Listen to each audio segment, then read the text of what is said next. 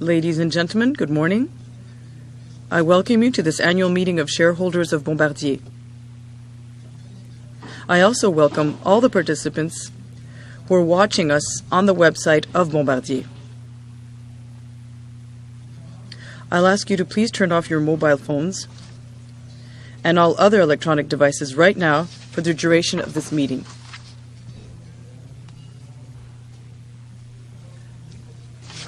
Shareholders of Bombardier. I also welcome all the participants who are watching us on the website of Bombardier. I ask you to turn off your mobile phones and all other electronic devices right now for the duration of this meeting. Notre assemblée se déroulera. Our meeting will be conducted in French. A simultaneous English translation service is available. If you have not already done so, I invite you to now get a simultaneous translation device from our attendants. For those participants watching our meeting on our website, a simultaneous English translation is also available. A simultaneous English translation service is available. If you have not already done so, I invite you to now get a simultaneous translation device from our attendants.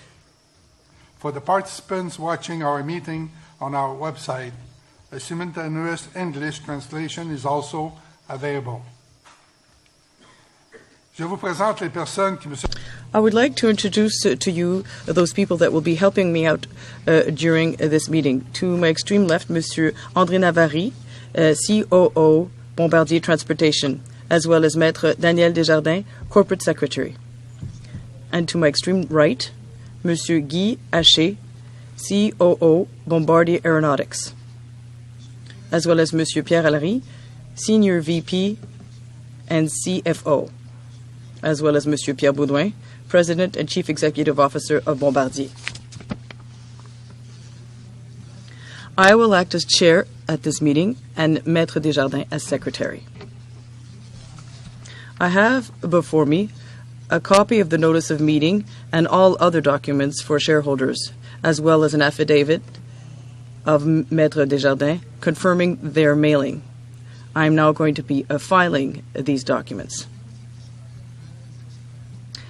This AGM was convened to deal with specific issues mentioned in the notice of meeting. Mr. Steve Gilbert, as well as Madame Sonia Gavaglia, from Computershare Inc., will act as scrutineers at this meeting. According to the report that they have given us at the beginning of the meeting, they've confirmed to us that we have the prescribed quorum as per the Class A shareholders, as well as the Class B shareholders with the different types of rights. So represented either in person, either by proxy at this meeting. I will ask Maître Desjardins to please also file the report. This Bombardier shareholders meeting, in other words, is properly constituted.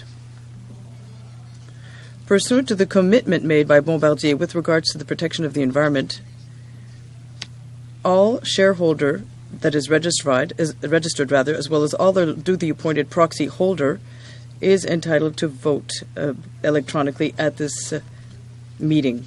Consequently, with regards to each of the proposals, we will be proceeding by e-voting system, which will allow us to accelerate the voting process and to also post the results during the course of the actual meeting. There will no longer be any vote by show of hands. I would now ask Maître Desjardins to go over the different modalities associated to this e-voting process. Thank you. So those of you who are registered shareholders or duly appointed entitled to vote have noticed during the registration before this meeting that they were given a portable electronic device as well as a personalized smart card, including relevant information on all of the actions giving the right to e-vote.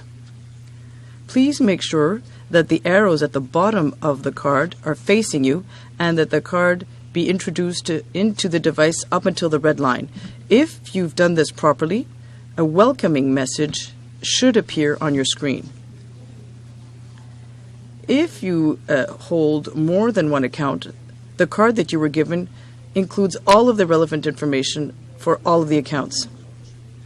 After the introduction of all the following proposals having to do with 1, the election of Bombardier's directors, 2, the nomination of Ernst & Young as external auditors of Bombardier, on the adoption, 3, of a resolution approving, ratifying, and confirming an amendment to Bombardier's bylaw 1 to add an advance notice requirement for nominations of directors by shareholders in certain circumstances, as well as 4, the adoption of a non-binding advisory resolution on Bombardier's approach to executive compensation, as well as 5, on 4 proposals having to do with the Shareholder Education and Advocacy Movement, or MIDAC. So we're going to be asking each and every one of you to press either on keys 1, 2, or 3 in order to indicate your preference. When we will hold a vote, your device will post, depending on the proposal that we'll deal with, one of the following options: for, against, or abstention. In order to vote, you will have to press the appropriate key according to the proposal that is being voted upon. If you vote for, you press on 1, against 2, and 3 in order to abstain. Once you will have voted, the word received will be posted on your screen. If you feel like changing your mind, you must press once again on the appropriate key and make your new choice. The last key that you will press on before the end of the vote will be the one that will be accepted by the system. All votes represented by shareholders or those who are duly entitled during the course of the meeting will be taken into account and added to those that have already been received by proxy. And the final result will be posted on the screen immediately after the e-vote for each of the proposals. If you've already voted by proxy before the holding of this meeting, you no longer have to vote again because we've already taken into account your vote with the total of proxies received up to date. Nevertheless, you are allowed to change your vote in voting here at this meeting with this system. Thus, your new vote will replace your initial vote by proxy.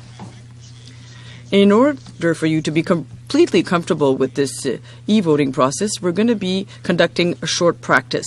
There's a question that we will submit to you because we want it to be optimistic. The question will be as follows. One of our Canadian teams will be playing for the Stanley Cup this year. You can now vote. Please press 1 if you are in favor of this statement, 2 if you are against, 3 if you prefer to abstain. As long as the vote is not finished, you can change your mind.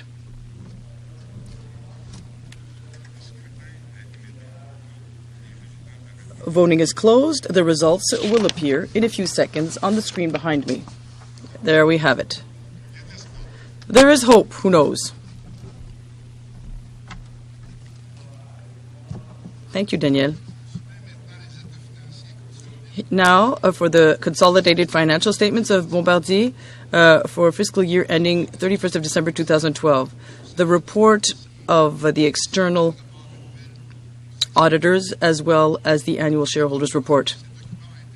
Since these documents have been sent off to the shareholders pursuant to the provisions established by law, I will not hold Monsieur Dargent responsible for reading them now.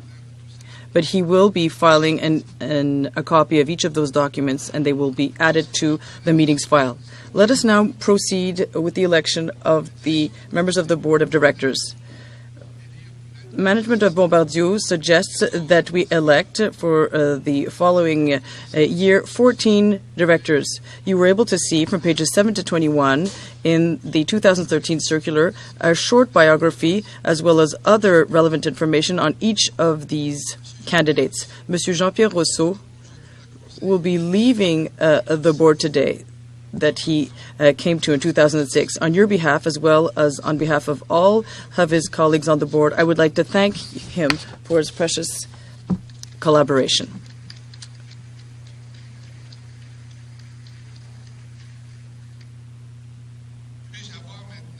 Let us now please have a proposal for the election of these 14 candidates. Mr. Chair, my name is Chantal Carrier. I'm a shareholder of Bombardier. I propose that each of the 14 following individuals be elected director at Bombardier up until the next shareholders meeting or up until the election or the nomination of one of their successors, Laurent Baudouin, Pierre Baudouin, André Bérard, Joanne Bissonnette, J.R. André Bombardier, Martha Finbrooks, L. Denis Deshôtels, Thierry Desmarais, Jean-Louis Fontaine, Sheila Fraser, Daniel Johnson, Jean Simonti, Carlos E. Represas, Heinrich Weiss. Thank you. Does someone want to second this motion? Mr. Chair, my name is Roxane Marcil. I am a Bombardier shareholder. I second this motion. Thank you. Forwarded as well as seconded. We will now proceed with the e-voting. You have to vote on the election of each of the 14 suggested candidates for these positions. I will ask Maître Desjardins to proceed. As Monsieur Baudouin mentioned, you have to vote for each of the 14 candidates up for election according to those modalities that I've explained earlier on. The name of the 14 candidates will appear on the screen behind me.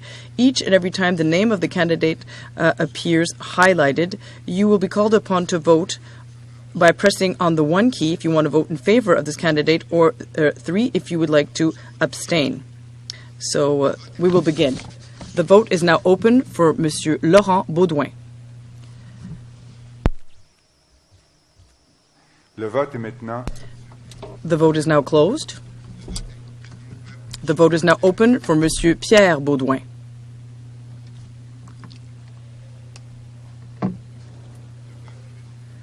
The vote is now closed. The vote is open for Monsieur André Bérard.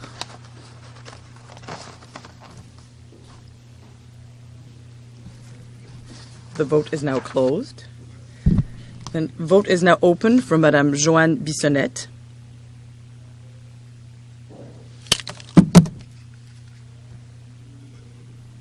The vote is now closed. The vote is now open for Monsieur André Bombardier.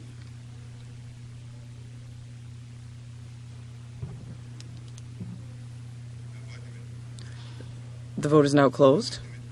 The vote is now open for Mrs. Martha Finbrook. The vote is now closed. The vote is now open for Monsieur Denis Deshôtels.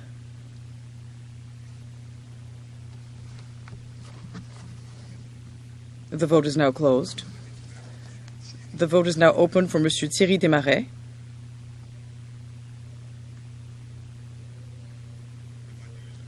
The vote is now closed. The vote is open for Monsieur Jean-Louis Fontaine.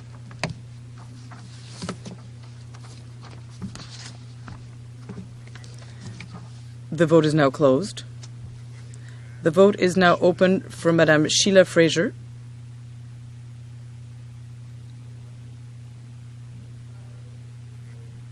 The vote is now closed. The vote is open for Mr. Daniel Johnson.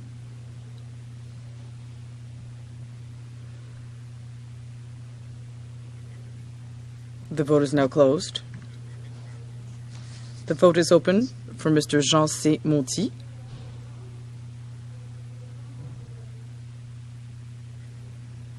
The vote is now closed. The vote is now open for Mr. Carlos E. Represas.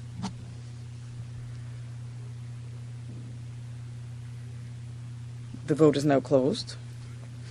And the vote is open for Mr. Heinrich Weiss. The vote is now closed. In just a few seconds, you will see on the screens the results of the vote with respect to the election of the 14 candidates suggested as board members.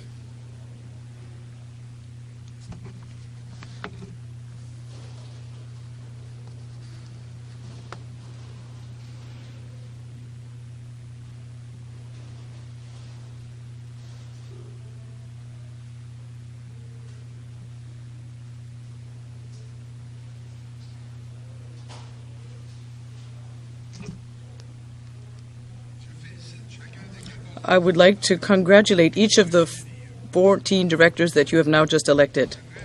I would like to thank the board for its governance as well as its monitoring activities executed with great rigor. Thank you for your contribution and your enlightened advice that will allow Bombardier to continue showing leadership and making sure that sustainable mobility goes forward in offering unequaled solutions in aeronautics in rail sectors. We will now proceed with the nomination of external auditors for Bombardier for the current fiscal year. You also must authorize the board to establish their remuneration. The board, as well as Bombardier's management, recommend that you appoint once again Ernst & Young Chartered Accountants as external auditors for Bombardier. Their mandate will end at the closing of the next AGM. Could I have a motion to this effect? Mr. Chair, my name is Pierre Vineau. I am a Bombardier shareholder. I propose to appoint Ernst & Young Chartered Accountants as external auditors for Bombardier for the current fiscal year. Secondly, that their mandate last up until the closing of the next AGM of shareholders. And thirdly, that Bombardier's board of directors be authorized to establish their remuneration. Thank you. Does someone want to second this motion?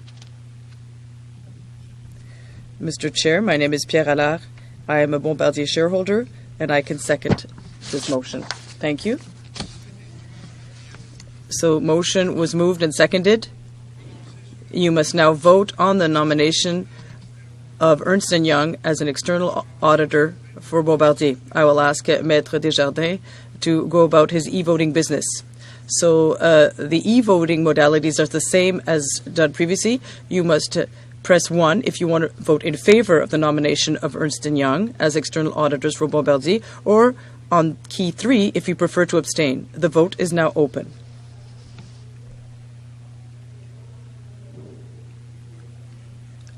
The vote is now closed, and the results should appear very shortly.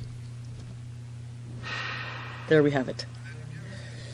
In light of these results, I would like to congratulate Ernst & Young for the renewal of their mandate that you have granted them, as well as the trust that you have shown them in so doing. Les actionnaires ou leur fondé de pouvoir. The shareholders or their proxy holders are now invited to vote for or against the adoption of the resolution approving, ratifying, and confirming an amendment to Bylaw 1 of the corporation to add an advance notice requirement for nominations of directors by shareholders in certain circumstances. You can read the full text of this resolution on the screen behind us or on page 16 of the Management's Proxy Circular 2013. As is further explained on page 15 of the circular, the corporation has approved on February 20th, 2013, an amendment to its Bylaw 1 to add an advance notice requirement in circumstances where nominations of persons for election to the board are made by shareholders of the corporation. The advance notice requirement provides the shareholders with a clear process for the nomination of the directors and sets a reasonable time frame to submit nominations. Consequently, the corporation and its shareholders will be able to assess the skills of all nominees and their capacity to sit on the board of directors. The full text of this bylaw is under Schedule A of the Management Proxy Circular 2013 on pages 68 and 69. The Board of Directors of Bombardier recommends to its shareholders and their proxy holders to vote for the adoption of this resolution. Before the e-vote, I would like you to make any comments you might have.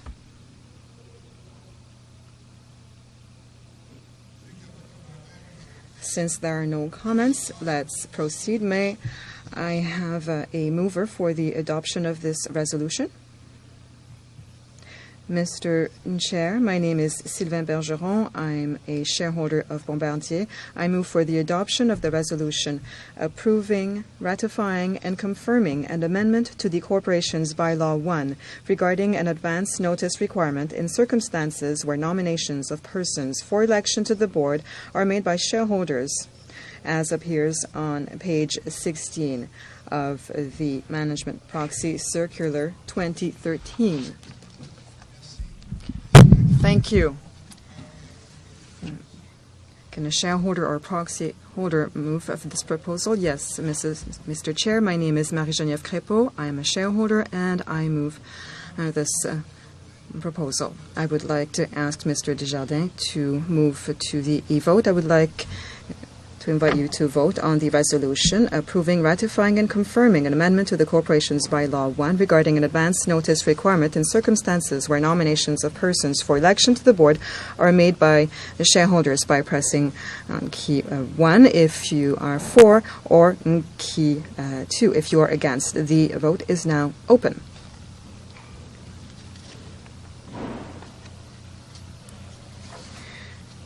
The vote is now closed. The results will appear in a few seconds on the screen.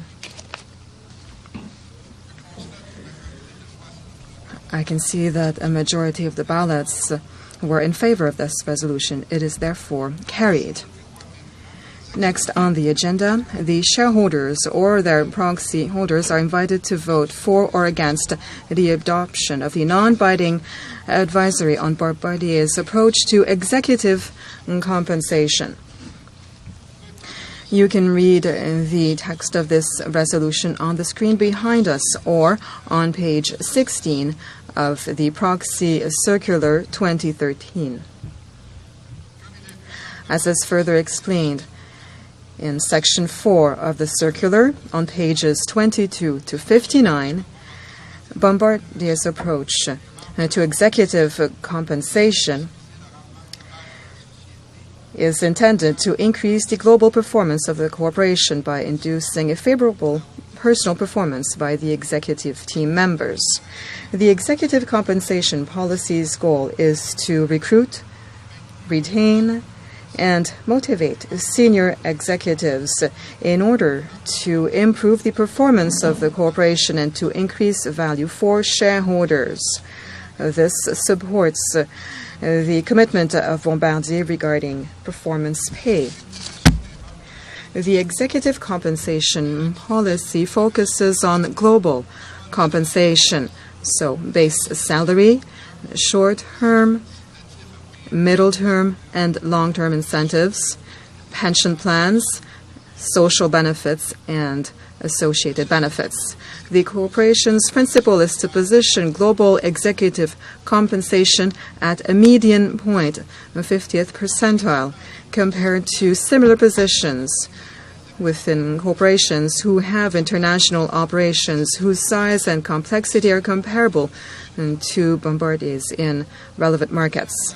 We'd like to remind you that, given the fact this is an advisory resolution, the results of the vote will not bind the Board of Directors of Bombardier. However, the members of the Human Resources and Compensation Committee will consider these results in their review in the future of the principle, the policies, the programs, or arrangements regarding executive compensation. The Board of Directors of Bombardier recommends to its shareholders and proxy holders to vote for the adoption of this resolution. Before the e-vote, I would invite you to make any comment that you might have.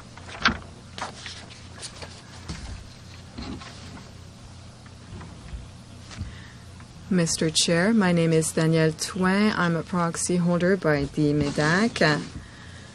the shareholders' defense and education movement. Since this consultative advisory vote was a great victory in 2009, I think I must talk about this here with you and with all shareholders present. The advisory vote on executive compensation is an essential item in the dialogue with shareholders. It is essential in this dialogue within a room like this one and not on the street like it was done last year, as you've seen with Occupy Wall Street and so on. The MEDAC for 17 years now, even since its first presentation at the National Bank, has a position on executive composition that is the following.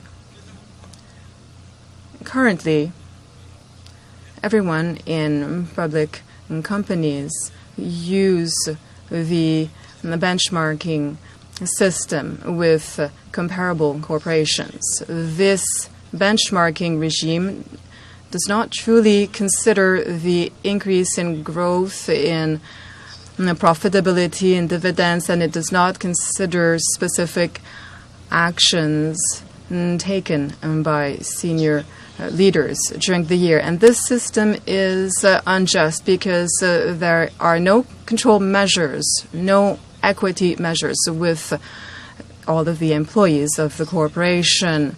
In this regard, I would like to draw, a picture of things for a few minutes to explain how inconsistent this system is. I've chosen 6 corporations that are part of your comparables in order to set the compensation of the senior managers. Boeing, Rocky Mountain in the aviation business, Electric Motors and Major Mechanical Systems with Caterpillar, and Parkin Hannifin, General Dynamics, and United Technologies.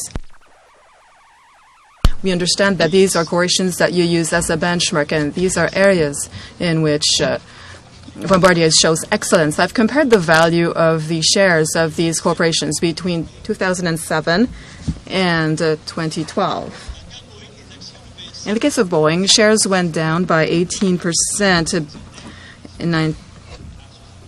They were at $95. They're now at $77. For Lockheed Martin, shares in 2007 were $98. Now they are down at $92, a reduction of 6%. Caterpillar had shares at 76 in 2007. Shares are now worth 89, an increase of 18%. Packer Hannifin had shares at 65. They're now worth 85, an increase of 29%.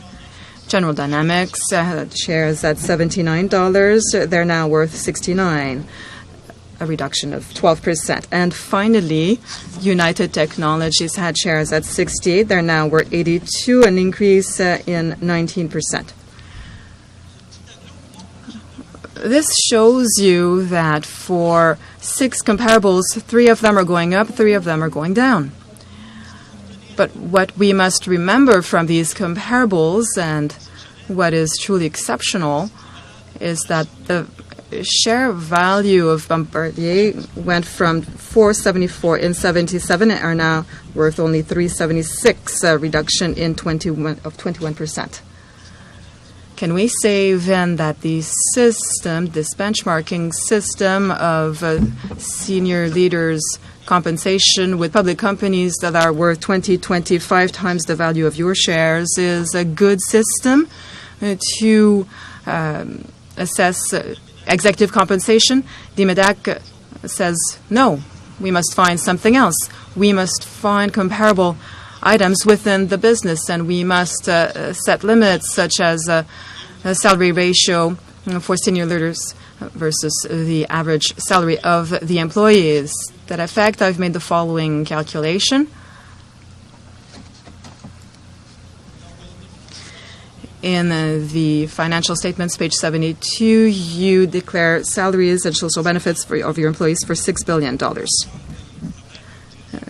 For the senior leaders, it's 17 0.8 million. If we divide this ratio with the number of employees, 71,000, or rather 71,500 employees in the report, the average salary is $83,900. The ratio currently that you use to pay your CEO is 71 times the average salary of one of your employees. I cannot really see how in collective bargaining this type of gap can be justified. How can you ask employees to make sacrifices? Mr. Chair, shareholders, we recommend to vote against this type of a compensation policy. Thank you, Mr. Chair. Thank you for your comments. Are there other comments? If there are no other comments, is there a mover for the adoption of this resolution?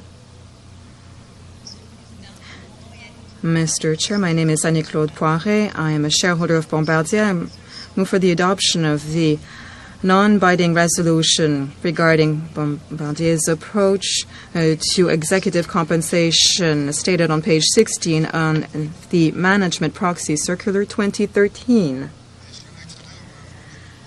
Is there a shareholder or a proxy holder who would like to second this motion?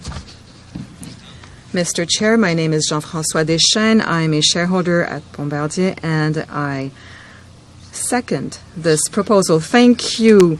The motion has been duly made and seconded. I would now ask Maître Desjardins to hold the e-vote. I would invite you to vote on the non-binding resolution regarding Bombardier's approach to executive compensation by pressing on the 1 key if you're for, on the 2 key if you are against. The vote is now open.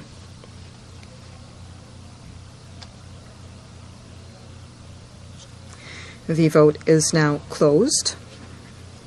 You will see the results on the screen in a few seconds.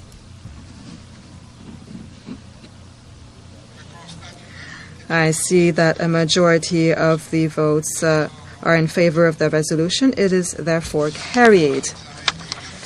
Now, the review of the 4 proposals by shareholders from the Shareholders Education and Advocacy Movement, or MEDAC. The full text of these 4 shareholder proposals and reasons justifying them are in Schedule B of the Proxy Circular 2013 on pages 70 to 73. The Board of Directors of Bombardier recommends you reject these 4 shareholders' proposals for the reasons mentioned in Schedule B of the Proxy Circular, pages 70 to 73. Since you were able to review these before the meeting, it is not necessary to read this document now. I would like to invite a MEDAC representative to give us briefly his observations and to make a motion for all of these 4 proposals so that we may proceed to the e-vote.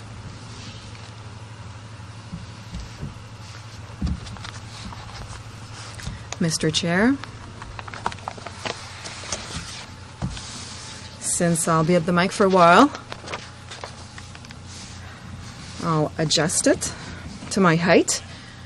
Mr. Chair, shareholders, the MEDAC participates in your meeting, has been participating in your meeting for 17 years, and from the start we have positioned our recommendations, our proposals, so that they be serious, properly supported. Our proposals consider analyses and academic studies, and every time they are intended to promote good dialogue and greater transparency given the current state of finances, and especially given the general market of public companies that do not always have a positive situation. The proposals, well, in a few words, in your meetings with the decision makers, with the portfolio managers,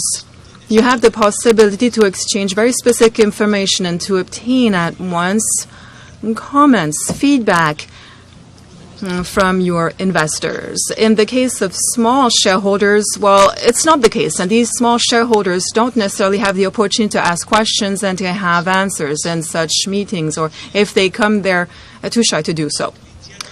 So the dialogues that can occur at an annual meeting are not necessarily broadcast, are not known. Often there's an annual report and it is said, well, there was a question period, but the content of this is not mentioned. Our recommendation is the following, and a few corporations do this very well in a very detailed fashion. I'll give you an example. The Laurentian Bank gives a summary of its annual meeting, a 2-pager document, and this gives the gist of what occurred at the meeting, and therefore shareholders are informed of what transpired and what questions were raised. Our first proposal is simply for you to be able to provide a summary of discussions at the meeting so that all shareholders who are absent may be made aware of this. Mr. Chair, I would like to give you an answer on this proposal. The discussions at the annual general meeting are broadcast on the web. So it's not only a summary, but all the discussions that transpired at the meeting are put on the Bombardier's website. Indeed, Mr. Chair, but it is currently 10 a.m., and I think that a few shareholders can watch it while the meeting remains on the website, so they can consult it at any time. I will continue with the second proposal. Okay, you're tiring me now. The second is of a more serious nature. Why? Because last year, Quebecers were awakened because we almost lost Rona. I made the same comment at Québécois. If we hadn't had the Caisse de Dépôt, we had have lost Videotron. Why? Because members of the board of a corporation are under no obligation to consider the broader interest of stakeholders. They do not have this legal obligation pursuant to the law of corporations. The only obligation of the board is to take care of the shareholders' interests. And if shareholders decide to put into their pocket $10 more in shares or 50% of the value of their shares, they can do so, and no one can challenge this, except a ruling by the Supreme Court in 2009 or 2007, indicating that the corporate directors can also consider something else besides the financial statements regarding the shares, and that is what is called considering the stakeholders. And these stakeholders are the employees, suppliers, clients, debtors, the collectivity, the community in which is working the corporation. And this is pursuant to the Corporations Act that the current Finance Minister, Nicolas Marceau, intends to propose in coming months. The mandate of the board, as defined in your current circular, provides that the board is in charge of reviewing the internal activities and representing the value of shareholders. If that goes through a sales transaction, it can be done. No one can challenge that according to your current bylaw. Therefore, to avoid situations like Rona's and like Videotron, we're simply asking you to apply in your bylaw that the board of directors can as well consider the other stakeholders, and not only the specific financial interest of shareholders. Thank you.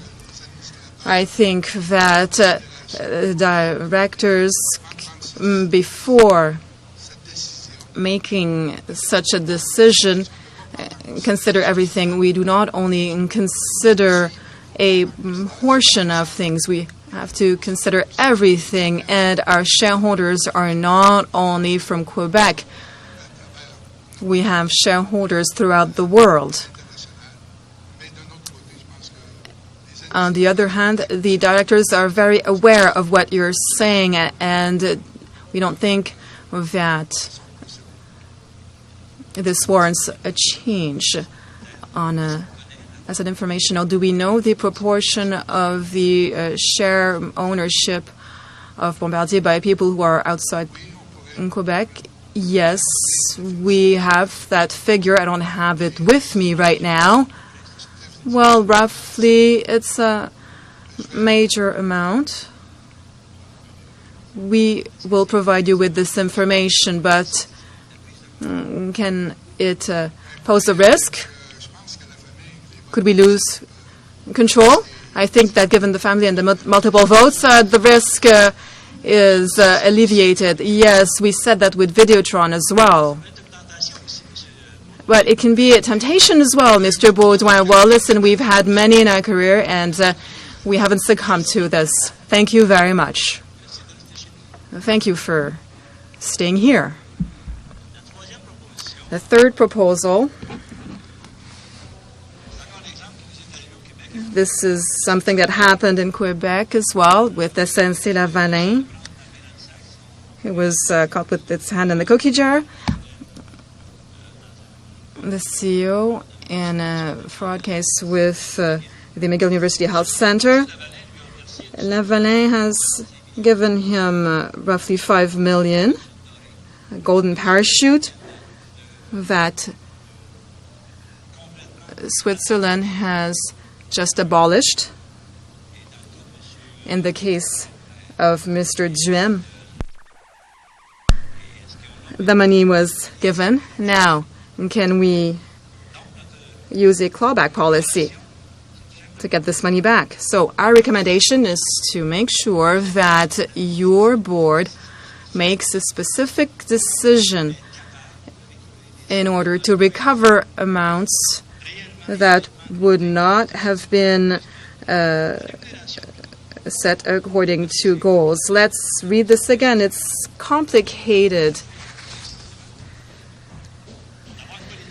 Now, to have a policy so that pay performance is only awarded if objectives are actually and honestly met, we recommend that Bombardier adopt a pay-for-performance policy that will allow cash and equity-based compensation paid to them to be clawed back, and gains on the exercise of options awarded to be refunded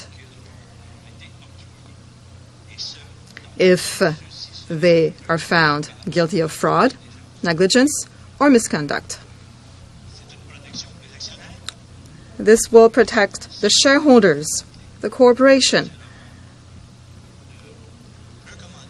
It's a recommendation for sound management. Mr. Chair, we took good note of your comments. The company has the intention to implement a clawback policy in certain circumstances. It is our intention to do this at the July Board of Directors meeting, and next year you'll be able to give your feedback on this policy. Well, you could adopt this policy right away. Mr. Chair, the last recommendation.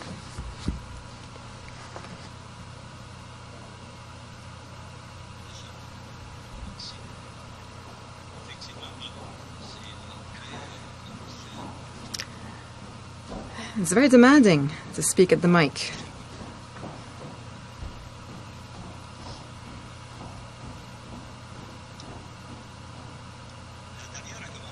The last recommendation asks you to specify at the annual meeting the current status of the pension plans of your employees. The note says that over 500 retirement funds in Canada are in a deficit position. This is a major factor of businesses' indebtedness, and shareholders must be reassured here. You have some responsibility regarding pension plans management as shareholders of Bombardier, because you choose who manages the money, you choose how this will be managed to some extent, and you're not totally at arm's length from what happens here. In the note at the end of the recommendation, there's analysis I've done last year that I have updated, and this is the result. The current deficit of the pension plan is $2.9 billion, a 30% deficit compared to the pension plan requirements. It represents 25% of your liabilities. This is not insignificant. It's major. Now, the total is 9.9 billion, but you only have 7.4 billion to cover it as of December 31st, 2012. Therefore, there's a deficit of 2.9 billion. In your note, in the explanatory note, you said we have stabilized the pension plan with a 30% deficit. This is the type of information that can be provided verbally at the annual meeting that would reassure shareholders, because when we analyze these pension plans, there are 4 pages with a zillion hypotheses. Nobody can analyze this if the person is not an actuary. You know, it's impossible. So this is what I propose to specify at the annual meeting. Where are we at? What is the current situation of the employees' pension plan? You know, briefly, simply in order to be able to visualize this year after year. Mr. Chair, thank you for your observations. We would like to mention that the pension plan deficit is strongly influenced by the long-term interest rates, and for Bombardier, currently a quarter of a point in variation represents 400 million.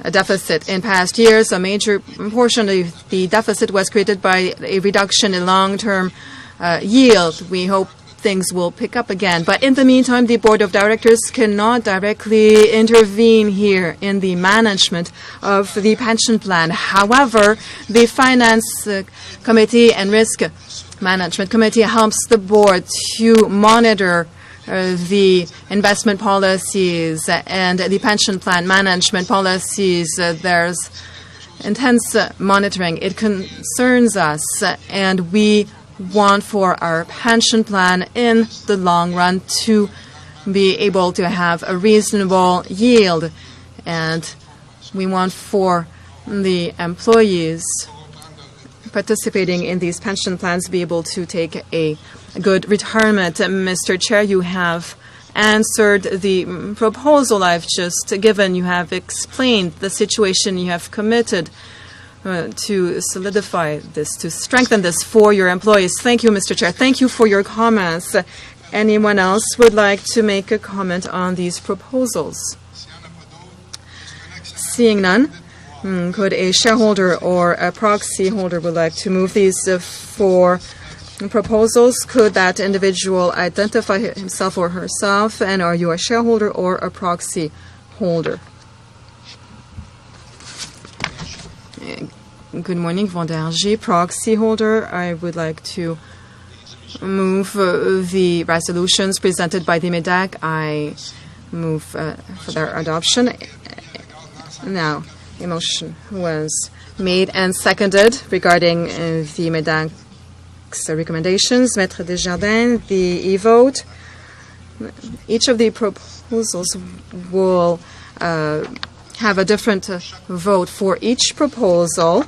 You have to press on the 1 key if you're for, or the 2 key if you're against. So the vote regarding the first proposal of the MEDAC, the vote is now open.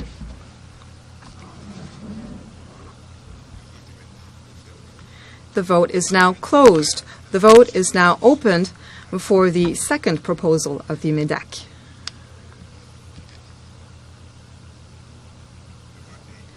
The vote is now closed.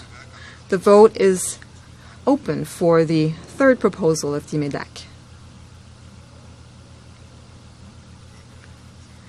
The vote is now closed. The vote is open for the fourth proposal of the MEDAC. The vote is now closed. You will see the results on the screen.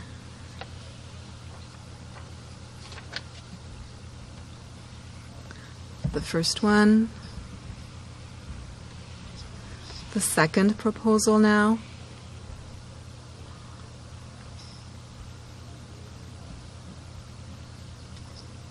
the third proposal, and finally, the fourth proposal.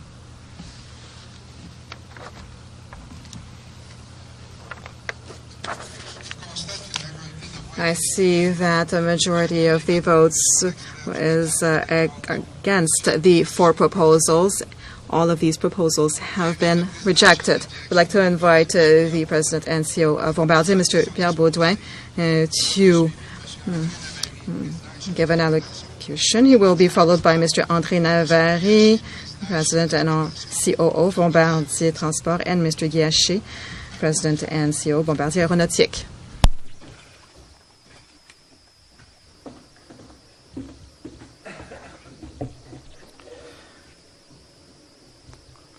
Bonjour à tous. Je suis heureux de vous retrouver.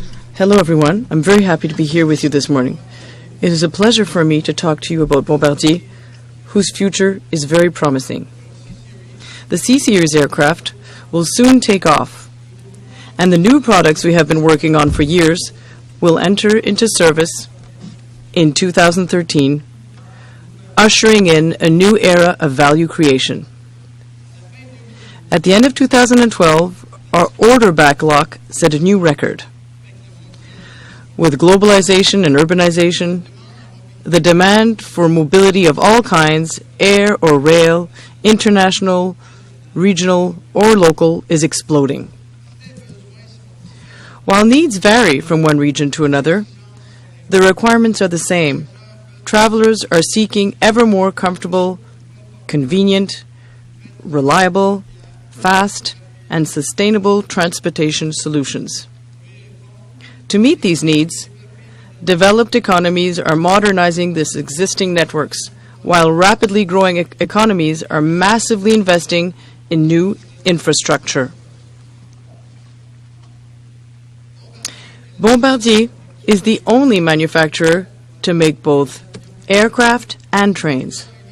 As a world leader in rail transportation, and the third largest civil aircraft manufacturer, we are well positioned to benefit from infrastructure and mobility investments worldwide.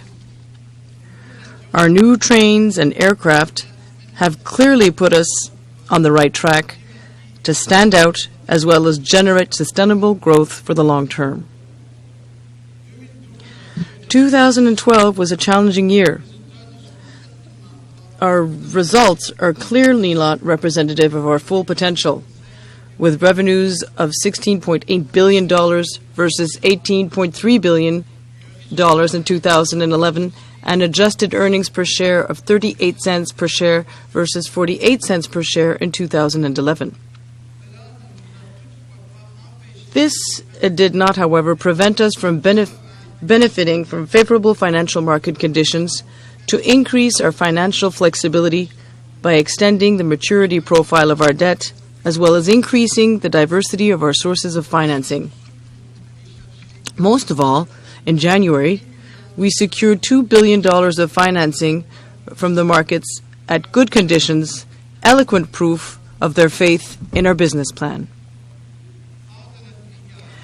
With our disciplined approach and increased financial flexibility, we've continued to invest in our future to remain at the forefront and especially to create value in a sustainable and balanced manner. In 2012, our order backlog reached an unparalleled $66.6 billion. This increased of 19% over 12 months in an uncertain economy proves that our growth strategies are working. Indeed, in 2012, Bombardier Aerospace won an impressive number of new orders, several of them historic. I'll let Yeshi tell you about that. At the same time, the group made tremendous progress in developing new programs in order to provide customers with aircraft whose performance just keeps getting better, aircrafts like the game-changing C-Series, which are setting new standards. For its part, Bombardier Transportation also won many major and strategic orders in 2012. The group enjoys a very good position in both mature and rapidly growing markets and has taken concrete measures to reach its 8% profit margin objective. André Davary will come back to that in a minute. We've had a good first quarter for the 2013 fiscal year. Our revenues have increased to $4.3 billion versus $3.5 billion last year. And our earnings before interest, taxes, and special items reached $240 million versus $180 million. Ladies and gentlemen, Bombardier is at a pivotal point. 2013 is the solid foundation on which we will achieve our growth ambitions. This year, the C-Series program will take flight. The Learjet 70 and Learjet 75 business aircraft will enter into service, and the Zefiro 380 very high-speed train will continue to be tested on Chinese railways, heralding the beginning of an exciting new railway era. It is a concrete, tangible demonstration that Bombardier is a pragmatic visionary, with modern aircraft and trains shaping the future of mobility. This is great news for shareholders, since all these products will generate extra revenues and improve our profitability.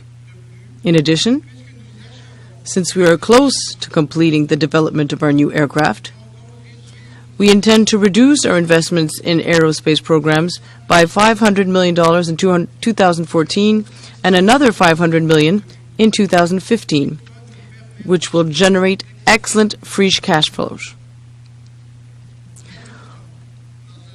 Over more than 5 years, we plan to increase our revenues by $10 to $16 billion and our profit margin by 3 to 4 percentage points compared to 2012.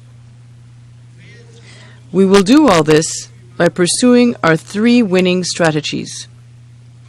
First, investing in new products and services strengthens our leadership and ensures our growth. Our considerable investments over the past few years will generate sustained revenue growth. Second, increasing our presence in growth markets. Our Think Globally, Act Locally approach is paying off, since it brings us closer to our customers and gives us a better understanding of them. Lastly, the flawless execution of each of these orders will enhance our customers' satisfaction, boost our profit margin, and create even more value for our shareholders. The unquestionable solidity of our market segments and the irreversible global wave of urbanization alone will assure our long-term growth. In addition,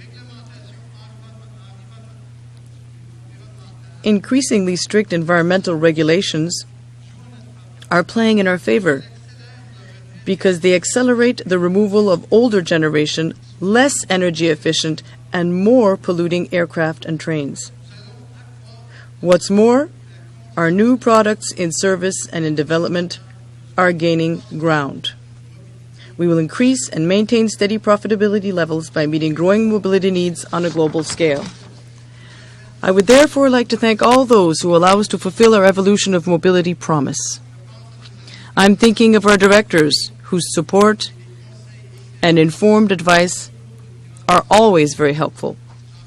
Jean-Pierre Rousseau is retiring today, and I would like to thank him for his constructive engagements since 2006 and wish him health and success in his new endeavors. Thank you, Jean-Pierre.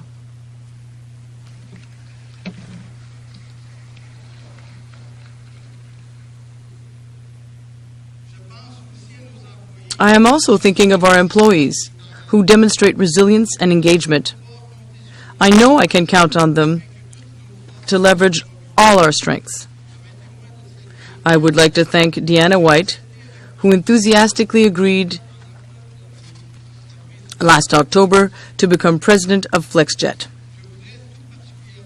I would especially like to take my hat off to André Navarry, who will hand over the responsibility of President and Chief Operating Officer of Bombardier Transportation this June to Lutz Bertling.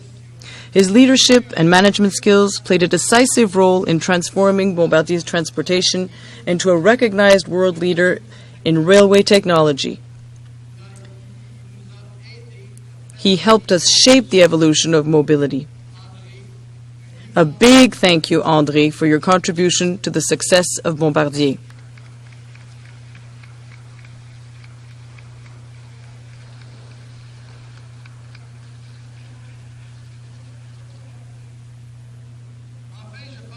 Lastly, I am of course thinking of you, our shareholders, who support our initiatives. Thank you for your loyalty. Before wrapping up, I would like to mark an event that took place 50 years ago on May 1st, 1963. On that day, a man linked his destiny to that of Bombardier's. At that time, a family business with some 700 employees. A great visionary and a great leader, gifted with boundless energy and extraordinary will, he diversified the company's operations and transformed it into a world leader.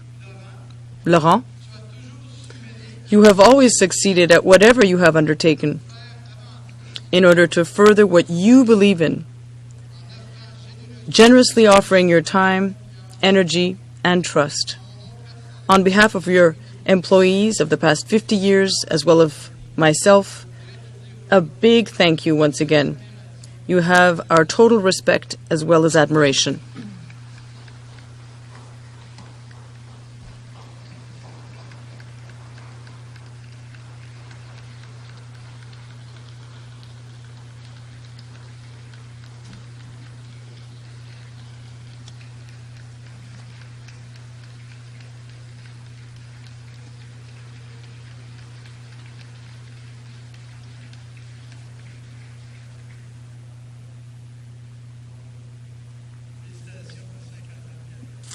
Congratulations, 50 years in this career.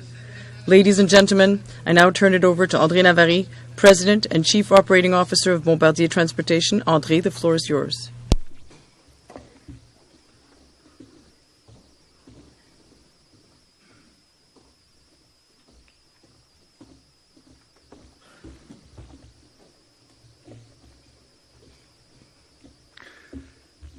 Merci, Pierre.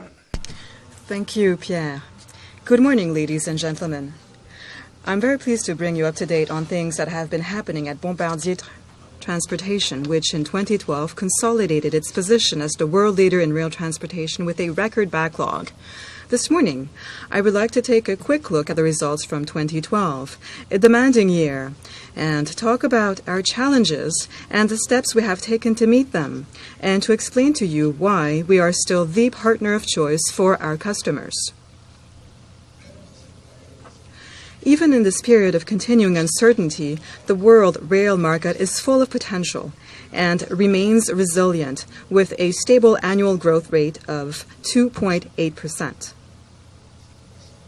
This growth is being driven by a number of mega trends such as demographic growth, urbanization, the depletion and high prices of petroleum resources, and increased public awareness of the environment.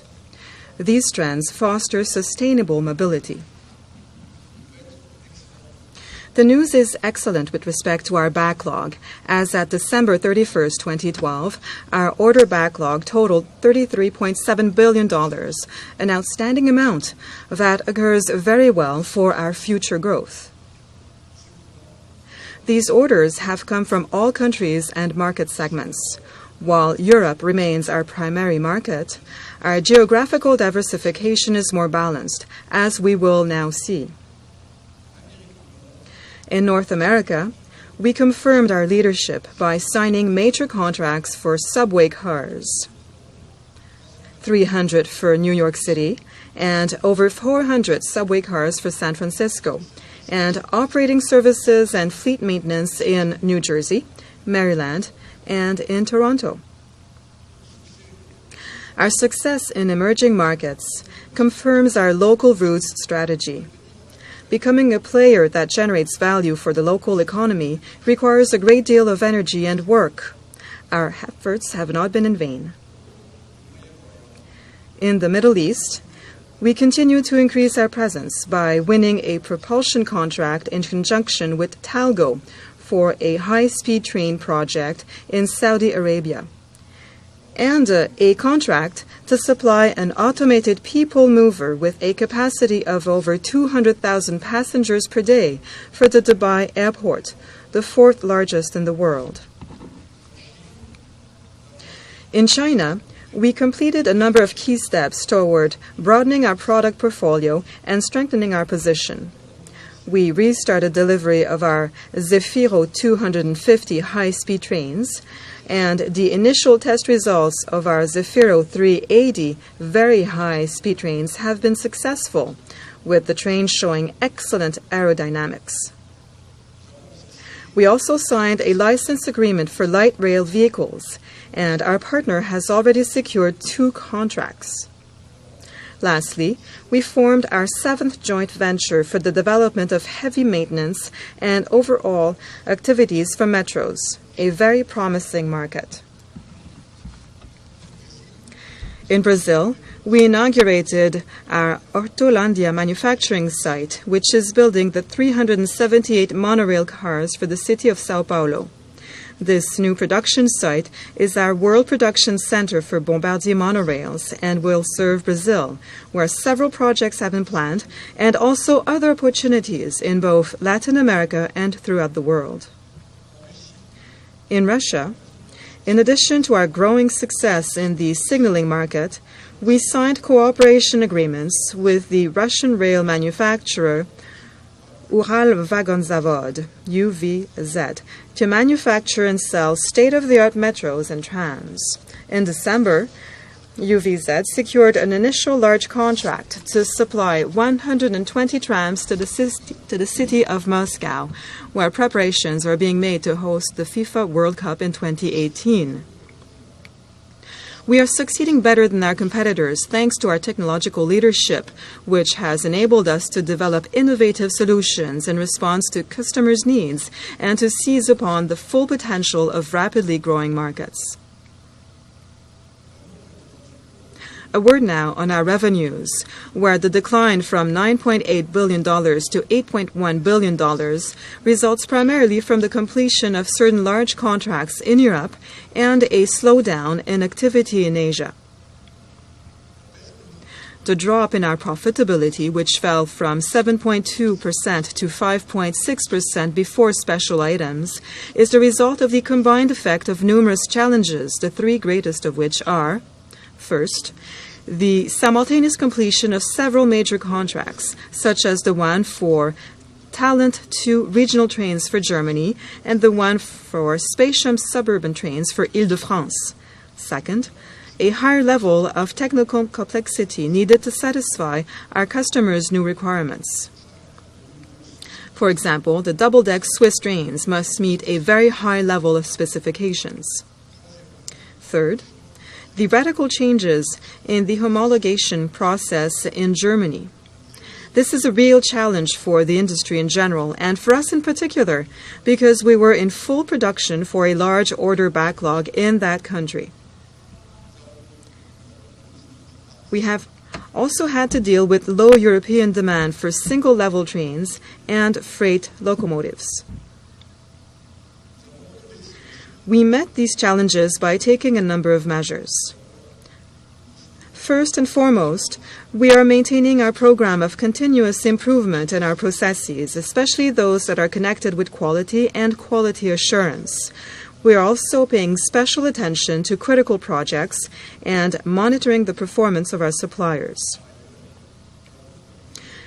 We have also established a team dedicated to homologation overall, but obviously beginning with a focus on Germany, and this team is working hand in hand with the homologation authorities. The good news is that we have been successful in having our trains homologated. Lastly, we are adjusting our manufacturing network and our staffing. We are closing one plant in Aachen in Germany and are cutting direct and indirect personnel by approximately 1,200 employees throughout the world in an attempt to reduce our costs and improve our competitiveness. While we are doing this, we have been proactive by investing in new engineering centers and unique techniques. One example of this is the prototyping center in Saint-Bruno, south of Montreal. Another is the completion of upstream testing on an iron bird like those used by aerospace, which allows us to detect potential modifications much sooner and reduce time spent in on-track testing. All these actions are designed to improve our efficiency and allow us to count on a solid base for profitable and sustainable growth, all the while strengthening our competitiveness. Lastly, our financial discipline has allowed us to significantly increase the amount of our free cash flow, which totaled $386 million over the year. In a buoyant market, thanks to our excellent order backlog and the actions we have taken or committed ourselves to, we are confident that we will achieve our 8% profit margin objective in 2014. In fact, despite the economic uncertainty, we do not foresee any change over the short term in the number of tender calls expected. Investing in rail transportation remains a priority for governments around the world. As Pierre Baudouin pointed out earlier, our objective is to meet the rail transportation needs of the largest cities in the world and their suburbs. If more than 50% of the world's population now lives in urban areas, by 2050, that number should be over 70%. We offer integrated urban and inter-urban transportation solutions that are smart, innovative, and renewed to the cities of the 21st century.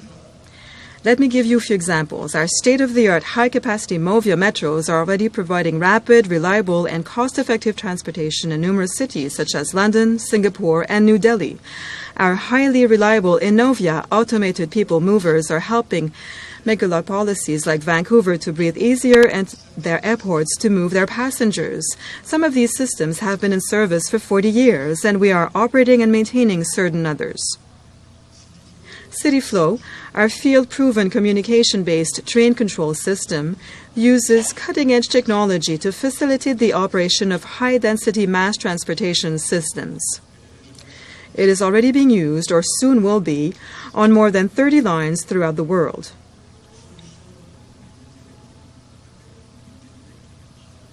PriMove, our e-mobility solution, is the only system to allow complete catenary-free operation of trams and also buses over distances of varying lengths and in all surroundings.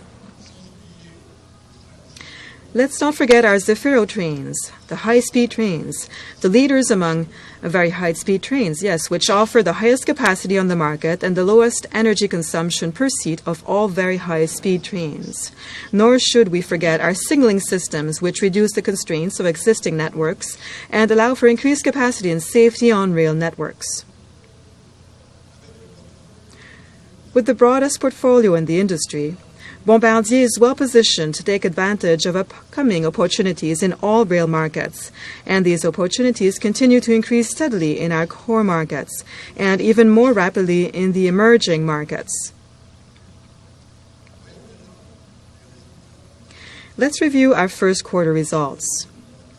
Our revenues reached $2.1 billion compared to $2 billion last year, a 5% increase.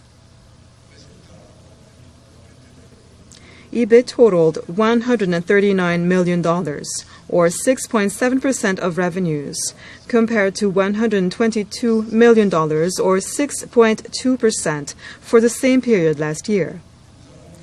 We won $2 billion in new orders, compared to $1.2 billion for the first quarter in 2012. One more word before ending on the Montreal Metro contract. The first cars for the STM's new Azur Metro are now being assembled in our La Pocatière plant. The first static tests have been performed, and the initial train should take to the rails on our test track this month. Work is progressing well, and we remain confident that we will have a prototype on the STM network by the end of 2013 after several months of validation tests at La Pocatière.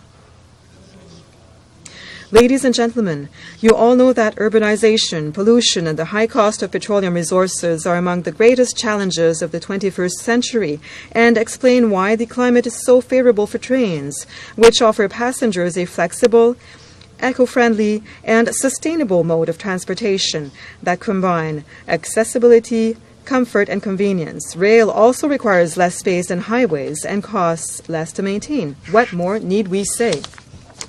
Traffic jams and pollution represent a serious challenge for all the world's major cities, making the rail market a high-growth market, a market where we are the leader, with the best products and excellent services in the right places. We have laid the groundwork for sustainable profitability, and as the world leader in the sector, we are able to offer efficient rail solutions, such as our Flexity trams, our Movia metros, our Innovia series, our Spatium suburban trains, Twindex regional trains, and so on, that are already in service throughout the world. The exceptional level of our backlog and its highly diversified nature are testimony to the ongoing trust that our customers have in our products, services, and company.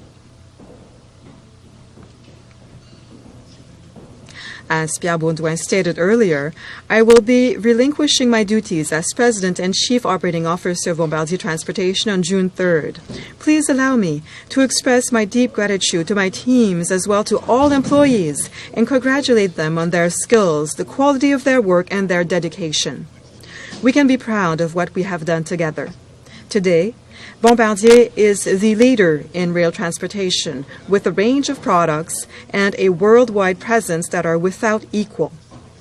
I would also like to thank you for your confidence as shareholders, and I can assure you that all the teams at Bombardier Transportation will continue to work alongside my successor to continue to earn that confidence. Thank you for your attention. I will now turn the microphone over to Guy Hachey, who will talk to you about our aerospace activities.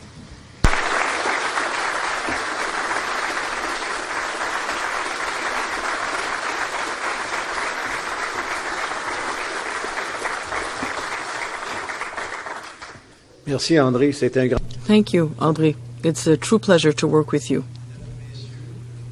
Good morning, ladies and gentlemen. It's a great pleasure for me to be here with you today. 2012 was a year in which we faced a number of challenges, but our long-term prospects remain solid, as Pierre mentioned. We've made some strategic decisions that will ensure significant growth in the future. First, with the launch of new technologically advanced aircraft that provide superior performance. And, second, thanks to the expansion of our worldwide customer service network. I take great pride in the fact that 7 new Bombardier aircraft will go into service over the next 5 years, including many clean sheet design platforms. Our investments in the development of these new products are at their highest point today. I'm specifically talking about the C-Series aircraft family, as well as the Learjet 85 aircraft, and the Global 7000 as well as Global 8000 business jets. It requires an enormous investment in terms of time, money, and talent to go from the design stage to initial delivery. And the customer is always our priority every step of the way, which is why our products live up to the expectations for efficiency and performance and are creating new expectations in their respective market segments.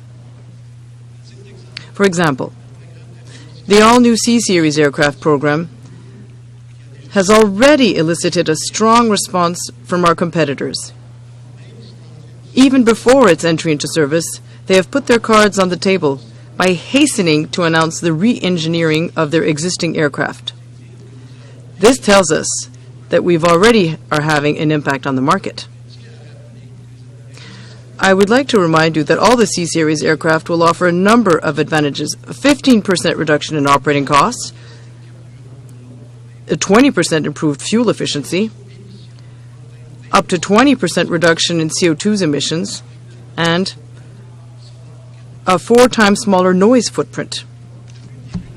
Right from the get-go, our market forecasts for the 100 to 149 seat market segment allowed us to aim for close to half of the 6,900 deliveries anticipated over the next 20 years.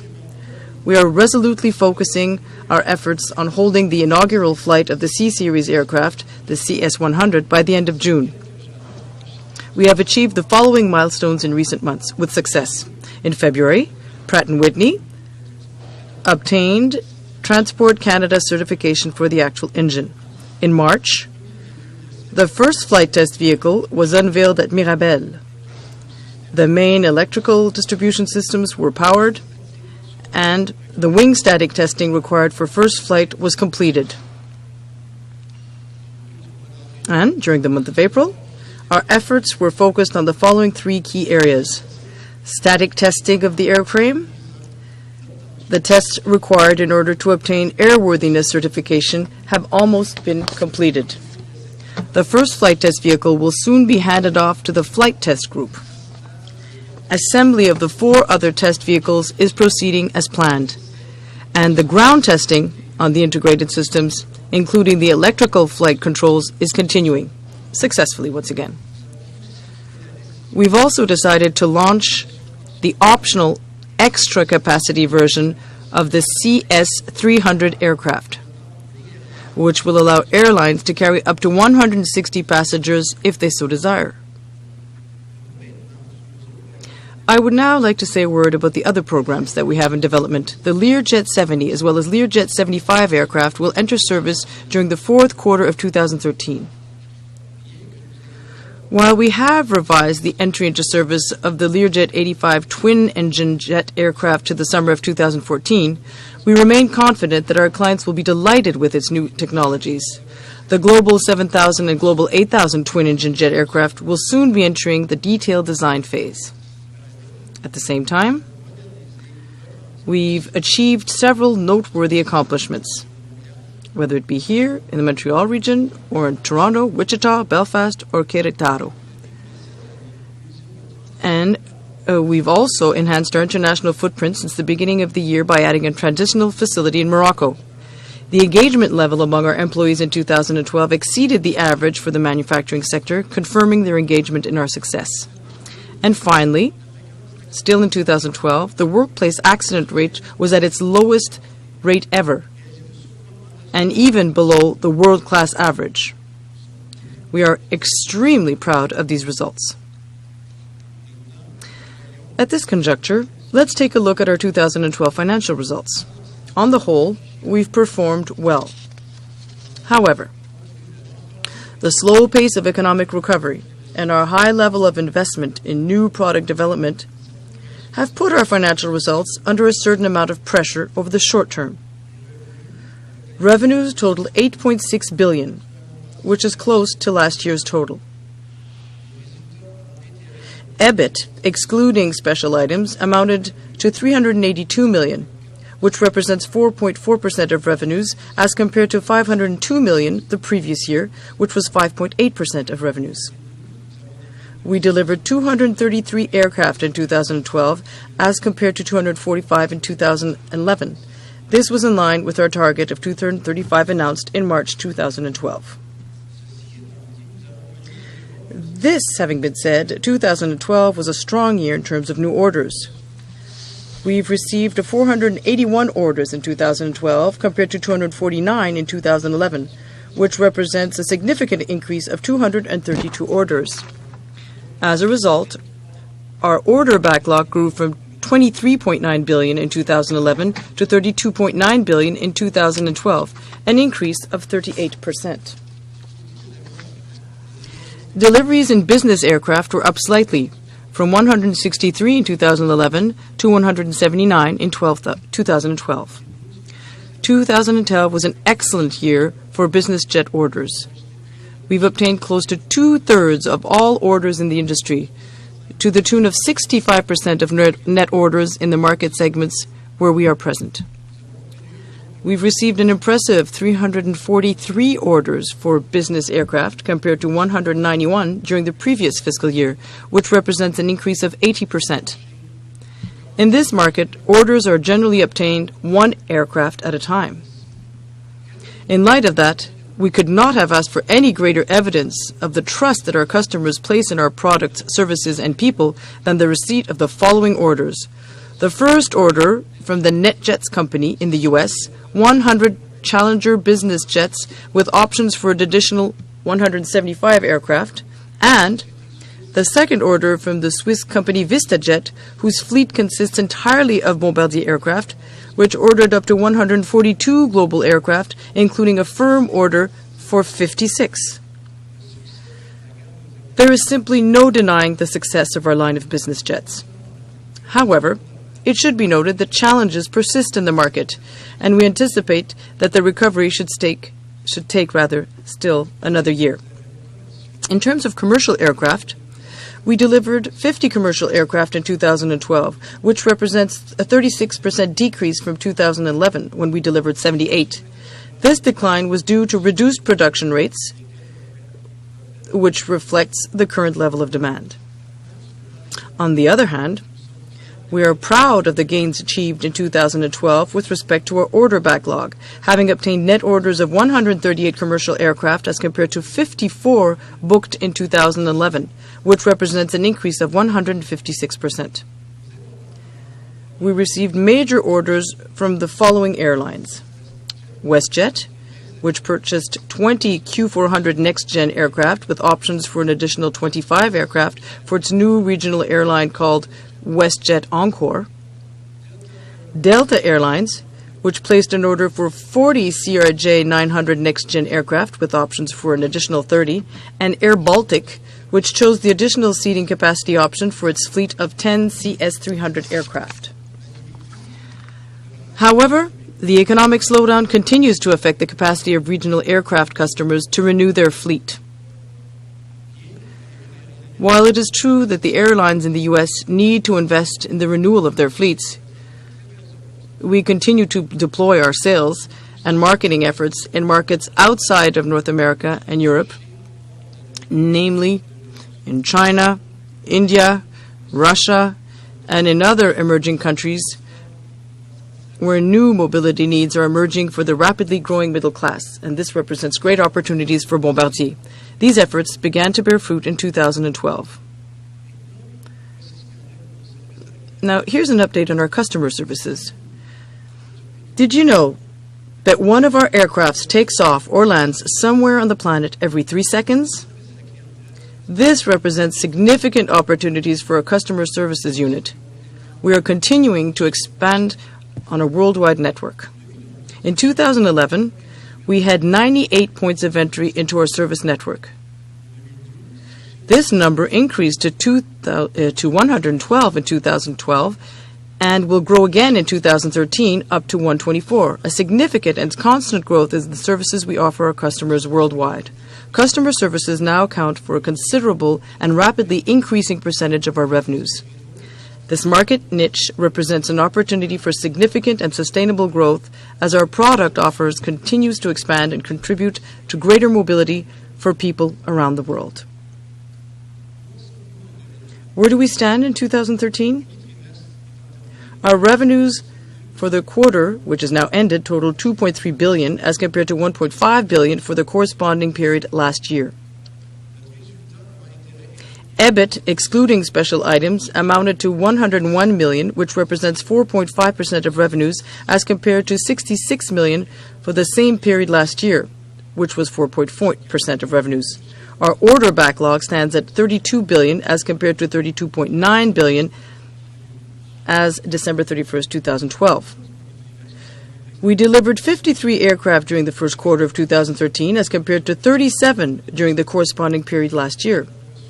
We've received 28 net orders during the first quarter, including 27 for business aircraft and 1 for commercial aircraft as compared to 40 and 28 respectively last year. Interest in the CS series aircraft has continued to grow since the beginning of the year. We've reached a conditional purchase agreement with the Moscow-based Ilyushin Finance Company for 32 CS-300 aircraft with options for an additional 10 aircraft. Only weeks ago, Canada's Porter Airlines was identified as a C-Series aircraft customer following that signing of a conditional purchase agreement for 12 CS-100 aircraft with options for an additional 18 aircraft. We've also seen renewed interest in our Q400 next-gen aircraft, receiving orders from the following customers: Qantas Airways in December, Nordic Aviation Capital in March, with the aircraft that they recently purchased to be operated by Air Baltic, Rwanda Air in April. And in January, Yakutia Airlines became the first Russian airline to operate the Q400 turboprop. Finally, production at our transitional facility in Morocco started during the first quarter with our first group of trained aircraft assemblers, and we anticipate a total of approximately 100 employees by the end of the year in Morocco. This is a crucial time in the history of Bombardier Aerospace. We are facing numerous challenges, but we've devoted the last few years to laying the foundation for success as well as long-term growth. We continue to face our future with confidence, buoyed by the strength of our strategy of investing in our products and services. I would like to express my most sincere thanks to our employees for their contributions, their engagement, their dedication, and their inspiration. It is thanks to their efforts that we are contributing to the evolution of mobility throughout the world. Thank you, one and all.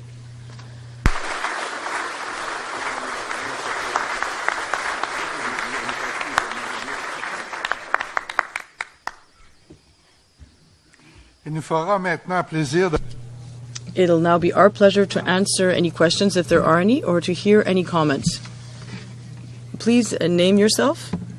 Tell us if you are a proxy holder or a shareholder.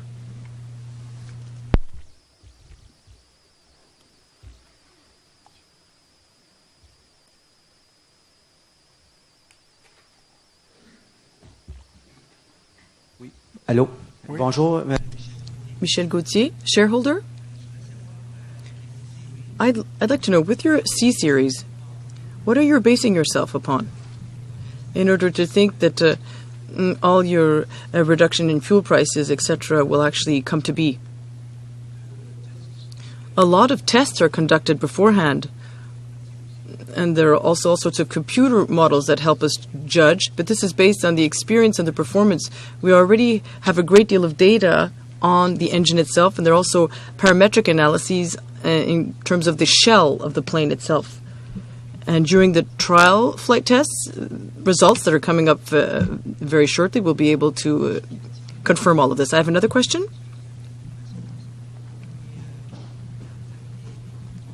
When you have firm contracts for planes, for aircrafts, in terms of the payments received from the customers, how does it work? Do you have a first-time deposit, or everything is paid for in full at the end?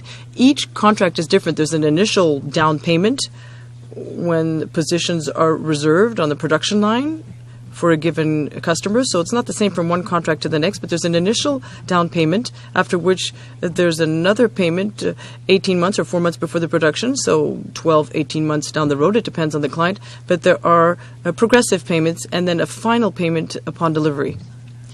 And the percentage of the deposit, it's different for every order. Thank you.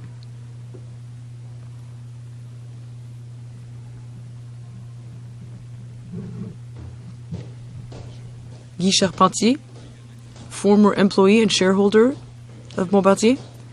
I'm back from Greece, where the country that used to operate the greatest number of amphibian type of aircrafts. So apparently the contracts with the Bombardier have determined that it was a good idea to sue the Greek government with regards to certain trade agreements. I'm wondering if the headquarters is going to take that file over, because it is hurting Bombardier on the long term. The Baudouin family and the Bombardiers in general have been able to restrain their activities in this respect, but it would be perhaps a good idea to do something about the situation in order to limit any type of nefarious actions on the long term. It's in arbitration, so it is in the courts, and given that we cannot comment the pros and cons of these commercial disputes that we have with Greece, perhaps you've also been called upon as a witness, so it wouldn't be appropriate for us to make any comments all the more. Yes, it is because on the long term, for Bombardier, this is of an interest to myself.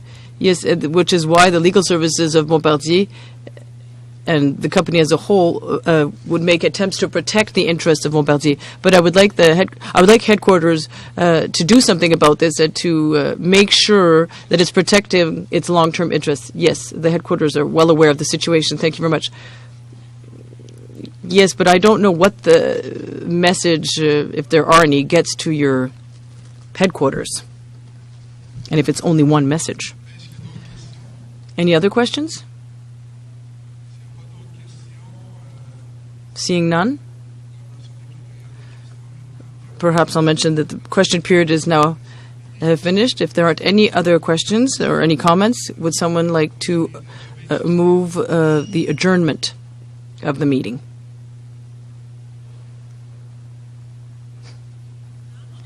My name is Martine Carrie. I'm a Bombardier shareholder. I move that we adjourn the meeting. Can someone second the motion? Mr. Chair, my name is Isabelle Thériault. I'm a Bombardier shareholder. I second the motion. Thank you. In terms of the vote, I don't think we have to do this electronically. I think you all agree. Thank you.